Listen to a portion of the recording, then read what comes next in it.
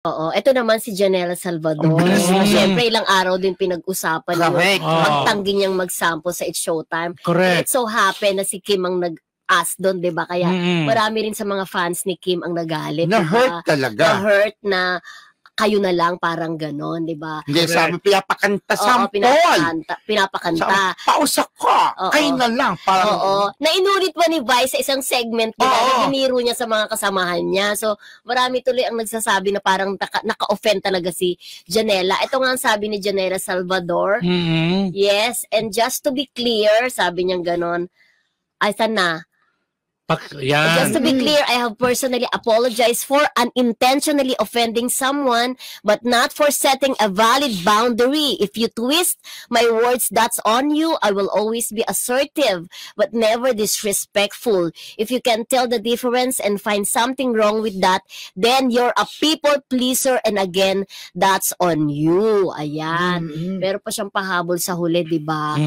Yun nga, at hindi naman daw niya minimina maging disrespectful. Don't you dare try and involve my son the way most of you are boomers too embarrassing.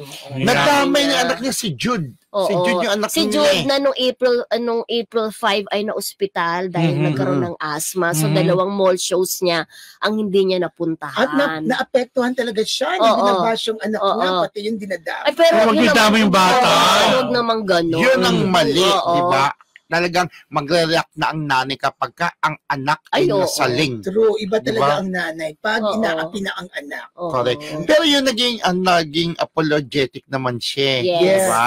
Parang unintentional sa kanya. Pero yung iba parang, kaya medyo may pagkamatali ng konti yating pagkaan niya rin. Statement niya. Statement, parang, hindi ako English spoken, pero base sa nabasa ko. Pero siguro masyado siyang na-hurt. Kasi naman yung iba parang below the belt na rin naman ang tira. Siguro nagkamali rin yung tao, pero wag naman masyadong below the belt. Pero lesson learned na rin yan sa kanya. Sa susunod, mag-sample ka naman, Janela, no? Hindi, kaya naman kasi... 1 line o 2 lines lang, no? Pwede naman kahit pause. Kaya lang siyempre, ako rin na parang, kayo na lang, parang inaano mo, teka muna, bakit ako? Di ba parang inaano niya, parang pinipilit tuloy siya na, actually parang na-off din si Kim kung mapapansin mo na-off. Tapos si Vice, kapag nagbiro si Vice, pero ibig sabihin nyo, pagtatanggol na rin yun kay Kim Chiu, nagbiro siya Kumbaga, dinaan niya lang sa biro, pero na-hurt din siya, dahil kaibigan niya si Kim Chiu.